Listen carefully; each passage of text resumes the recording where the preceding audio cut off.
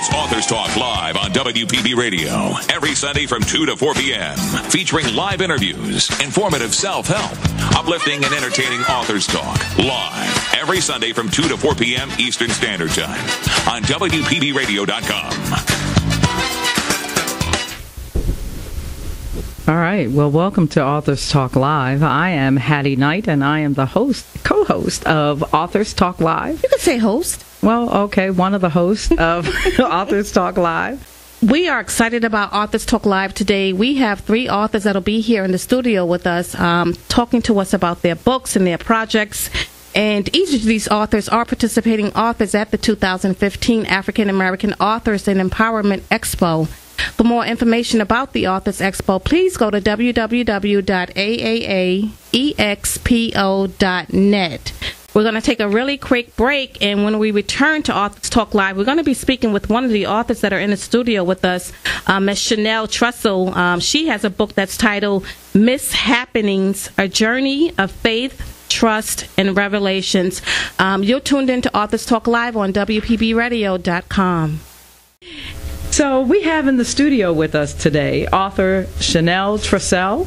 Trussell. Okay, I'm sorry. And she is the author of Mishappenings, A Journey of Faith, Trust, and Revelations. She has a passion to write. She's written skits and articles of inspiration for newsletters and special events, and she chose fiction because she wanted to present examples of Christian struggles with hopes that they will spark real dialogue and a desire to learn more about Christ. Please welcome Chanel Trussell.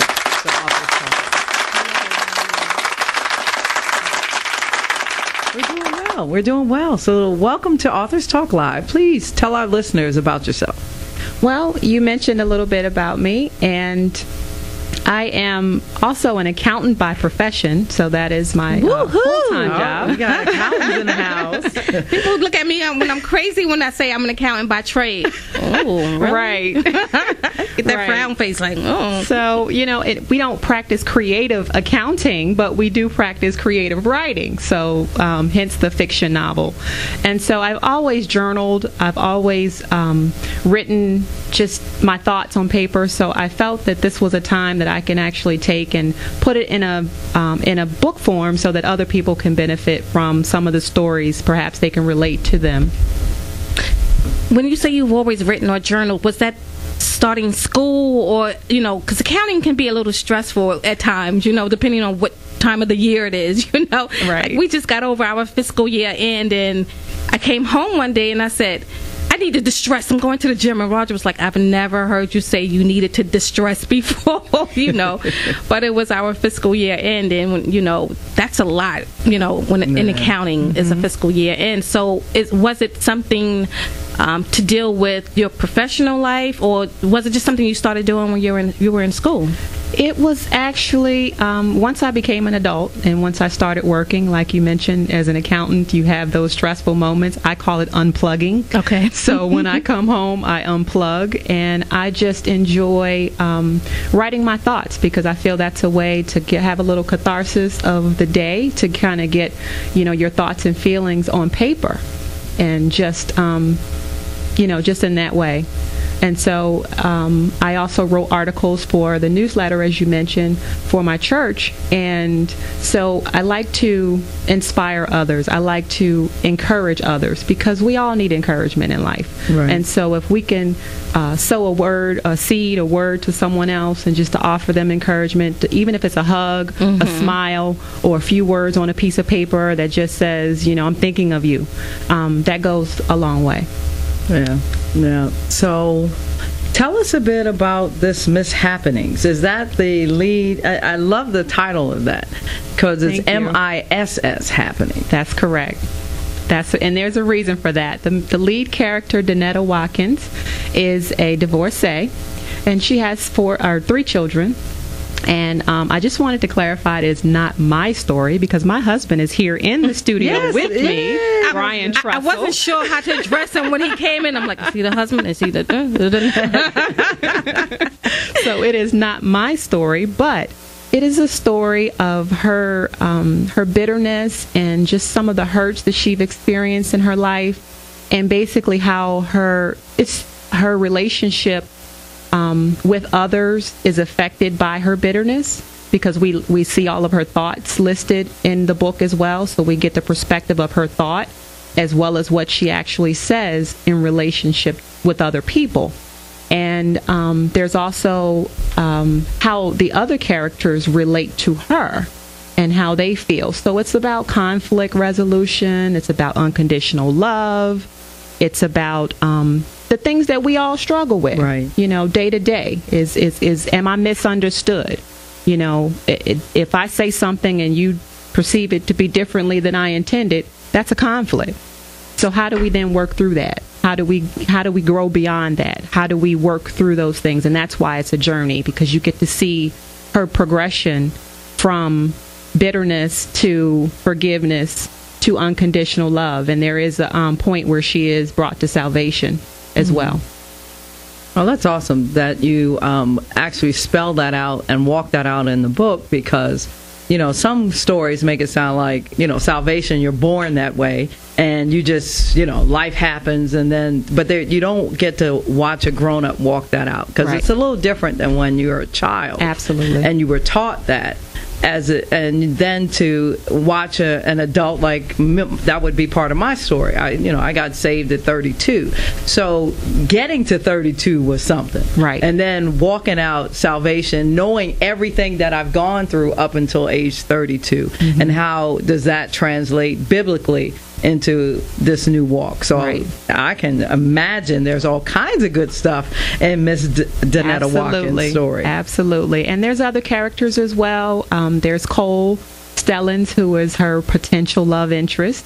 So you'll get to read more about him and how he actually, through his strength and through God working through him, was able to help bring her along. Because, even though we have our faith and we believe, that God will help us out with everything that we go through, we still need people. Right. We still need that Jesus with skin on to walk alongside of us and to help us through our journey. And so that's what this book seeks to bring out. Okay. Now, when you say Jesus with the skin on, I like that phrase, by the way. I won't use it in my next book. So. Okay, you can have it. Okay, you heard it. She said I can have it. But Jesus with the skin on, explain that concept.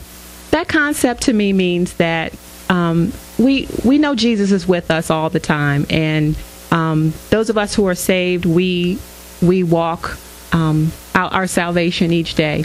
And so because he works through us, we're able to touch and feel other people and connect with them in ways that are tangible. Right. I mean, I can hug you. I can, sit down and read with you. I can, we can talk and communicate. You can hear my voice. I can hear your voice. So it's that visible, tangible feel that you have. Even though you know that Jesus is in your heart, you still have that tangible something you can hold on to when you interact with other people. Okay, so is that like, I know people use the phrase, you're sometimes going to be the only Jesus that people meet? That's correct. Yeah. Yep. Okay. That's exactly right. Yeah, and it's tough because sometimes we're not at our personal best with every interaction with people. I know I've had some moments where I had to go back and say, excuse me. Right. I probably didn't handle that well. There ain't no probably. I didn't. And, you got to suck it up and apologize to people, because, again, and then what's going to happen. If I didn't apologize, because, God has a sense of humor. So I'll be on, because I used to sing on a choir at my church. We got a big church. But I'm not on a choir anymore. I'm on the door ministry where I welcome people into the church. Okay. So, that'll be the Sunday that person is supposed to come get salvation. And there's Holy Roland Hattie stand up there at the door talking about, welcome to the church. We just appreciate you coming in. And Right. That's right. And I didn't make that good first impression. That's right. So that's why we always have to fix things. Mm-hmm. And we touch on that in the book as well, where situations happen. I mean, you speak to, Danetta may speak to her friend Annette in a way that she thinks is helpful, and Annette may not receive it because in that way. So it's a lot of mishappenings, and it's an emphasis on miss because she is single, and so that's a little bit of a twist there. Yeah, the play on words. I like that. I like Thank you. Now, did you design your own book cover? Actually, my husband designed the book cover for me, and I published through Westboro Press. And so I like that because we had a lot more freedom to do kind of what we wanted to do with the cover. So the cover is all his idea, and I love it. It just really brings the focus of the book right to the front cover. It does. I mean, it with that cover, you could actually go in so many different directions. You know, there's some covers that you look at it and it's just one thing you can get from it. You know, it's like no playing around. You know, it's that's just it. But with that, it's like she's thinking, she's crying, and she worried, she's praying. She's praying. You know, there's so many things that you can get from just the cover of the book. And I think that's important. For me personally, that's important because it allows me to wonder all these things and then even be even more excited about reading the book to really find out which one it is. Right. You know, which one it is. Because we know we don't judge books by its cover, but we look at the book cover first, and then we flip to the back to read the synopsis. So I'm an avid reader as well, so I know when I go and pick a book, that's the first thing. The cover has to draw me, and then the back of the book with the synopsis has to draw me. If you have those two pieces in place, then you'll be more apt to open it. They'll come out of their pocket to pay for it. That's right. Yeah, that's right. And anyone wanting to see the book cover, please go to Authors Talk Live Facebook page, and you'll see the cover of Chanel's book on the Facebook page. But Hattie, your book has a very interesting cover as well. Do you have a copy of your book with you? I changed purses. See, and I asked her that specifically. And you know, I usually have a copy every time I come in here. And the one day I do not have a copy of my book. And I asked you, right? I don't even have any of my promo cards. I suck. You know, authors are always supposed to have always. It's probably in the car. Yeah, and when I went to the Prince George Book Festival yesterday, the executive county said that he's not an author himself, but he always has a book with him, you know. And he said if anyone was to come and ask him, do you have a book with you, and he didn't, he would give them $5. So everyone who knows him knows that. So every time people see him, they always say, let me see that book. You know, it doesn't matter what book it is, whose book it is. He just always say he always carries a book with him. And if he doesn't, he'll give you $5. So, yeah. Do I get $5? Yeah, I didn't make that promise. But if he wants to, front me $5 to you, then I appreciate it. No, but I just asked because Hattie has a very, very interesting book cover, against company policy. And it's why don't you describe the book cover, Hattie? When you look at the book, on the front page, and it's funny because 50 Shades of Grey came out after my book came out. So people see the tie and they automatically go, wait a minute. But it's a what looks like a man in a business suit. You don't see his face, you don't see his head, all you see is a suit. And he has on a white shirt and black suit, and on the collar is a few drops of blood. And so you can make out of that what you'd like. And because it's a Christian suspense novel, that always throws people because they're like, well, wait a minute, what's that mean? I mean, what is that exactly? Because, at that time there was vampires and all that coming out. And it's like, come on, people, read the back of the book. But then you read the back of the book and it's talking about how somebody gets kidnapped, somebody gets beat up in the HR office at this company. A young lady goes to apply for a job. There's blood on the doorknob. I mean, so it's all kinds of stuff going on. And people say, and it's a Christian novel. And I'm like, yes, it is. And people are actually praying through these things. So, yes. Yeah, I think it's a very intriguing book cover. Yeah. Like yours, Chanel. I think it's simple, but says a lot, and like I said, people can take a lot of different things from it, Mm-hmm. It's always asked about the book cover, just like, was it your ideal? I know some publishers kind of change up the book cover for you sometimes. We had a young lady in here, Candy, who had one book cover, and there were certain distributors that wouldn't accept it, so she had to kind of change the book cover, Wow. And I think that's where that communication comes in when you're working with a publisher, for them to say, we might need to change this a little bit, but then there's some of us who are just so stuck and stubborn in our ways, that we don't want to hear that we need to change something, but they have the experience. They know. Right. So, sometimes there's a give and take when you're working with a publisher, a publishing company. And to that fact, I would ask you, did you even consider self-publishing? Well, it is Westbow Press is, I guess, considered self-publishing. Okay. So it's they just did all, because I'm a novice as far as the process of putting together a book and getting it published. So I wanted someone to help me with the process and to kind of walk me through it. And so they really did that, but they allowed me to have the freedom, like I said, to, how I wanted the size of the book, the number of pages, and, the font and all of those elements. So that was very important to me, because I didn't want someone to say, just like you said, no, because, accountants, we tend to, kind of control some things. Yeah, you're double controlling. So I wanted to have control over how the book, because I knew in my mind how I wanted the cover to look. Right. So I explained to my husband how I wanted it to look. I said, this is what I'm looking for. And he gave me 3 options. I said, that's the one right there. And that's what we went with. So I had an idea of what I wanted based on the storyline.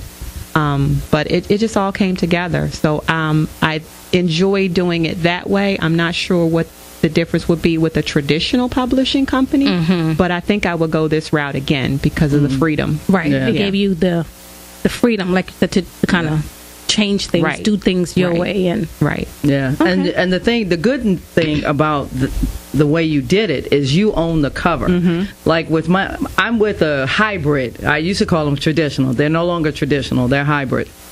So they do what's basically self-publishing under the traditional banner. So you print on demand, you do this, you pay for the editing and all of that, but it's it's kind of a hybrid situation. But what they do is, if they, like the cover that they designed for my book, if I were to take that book and walk away, let's say Simon & Schuster offers me $1 million for my book. Well, I can take the guts, but the cover belongs to the publishing company. So I would have to change the cover to go somewhere else. And so those are some of the things that, unless you know ahead of time, and this was my first book, you don't know those kind of things. And then and that's why they should attend the 2015 African American Authors Expo, because we'll have a publishing panel where you can ask these type of questions, and they will explain the difference of going through a traditional publishing company, going through, what did you call it? I call it a hybrid publishing company. That middle one, Shade Publishing call themselves a small publishing company, where they're not a Simon & Schuster, but they're a small publishing company that work with those authors who want to self-publish, and then we have those who just self-publish, so there'll be an opportunity to kind of pull some information out of all of these publishers that will be on the panel. So just wanted to throw that out there, let everybody know that these are the type of questions that, especially inspiring authors or someone who's just completing a book, and now we're out on the market trying to find a publisher. These are the kind of questions that'll come up at this during this publishing panel at the Authors Expo. Plug. Shameless plug at that. Well, but Chanel gave me the leeway. I gotta take it. Guess what? The show is sponsored by the African American Author Expo. It is, which will take place on Saturday, August 15th, 2015. For more information, please go to www.aaaexpo.net. Okay, Chanel, I have one more question for you. At the end of the book, she discovers forgiveness and unconditional love. You gave away the ending? Well, maybe it's not really. The end. Maybe it's not the end. That's the end of what I have. It's the end of what I've had, and that's where I'm trying to get to. Now, is this a book that's going to be a sequel? Does she get married? Does she? I mean, just tease us. Well, I have gotten tremendous feedback, good feedback about the book so far. People are coming up to me asking me what happened to Joanne. what is Annette going to do with, her husband, and just different parts of the book. So they are invested in the characters already. So I'm just shocked that, I have that good feedback so far. So because of that feedback, I have started working on the second installment of Miss Happenings. Good. See, I knew it. I am a chapter and a half into it. And so we'll see where it goes. It's going to take place about 4 years after this one. So we shall see. It won't take 3.5 years like this one did, because I'm learning now to kind of speed the process up. Yeah, the first one is always, the journey. Right, right. Yeah, it's the journey. So I'm excited to work on that, and we'll see where they end up. Cool. All right. Well, tell our listeners how they can get a hold of you. Give us your contact information, your website where they can purchase the book. Absolutely. They can go to my website at ChanelTrussell.com. That's CHAN as in Nancy, EL like Larry, Trussell, TRUSS as in Sam, ELL like Larry.com. And my husband built the website as well. So he is just my marketing person. He's just been wonderful through this whole process. And you can also email me at info@ChanelTrussell.com. And the book is available either through my website or through Amazon, Barnes & Noble, or Westbow Press. Okay. Right. That's neat. Keep it in the family. Yeah. Yes, that's right. That's right. Yeah, so hold on to that money. Don't let it go out the door. I know about that because my husband does all of the campaigns, all of the flyers, all of the media for Authors Talk Live and so those little flyers that y'all see with the photos and everything love going. Him for that. He does it, I have to submit an email to him just like he was, somebody else. I do the same. Hello, sir. I do the same, and we're in the same office. Here at the office for the week of August. I'm May 24th. Please send the flyer as soon as possible. Thank you. But as you're right, Hattie, it's good to have that that support in the family. Absolutely, and that backup. And he's definitely a big part of what I do. On the radio and the Authors Expo. So it's definitely a blessing to have that. Absolutely. And we talked about that last week on Authors Talk Live, about that family support, and it's very important.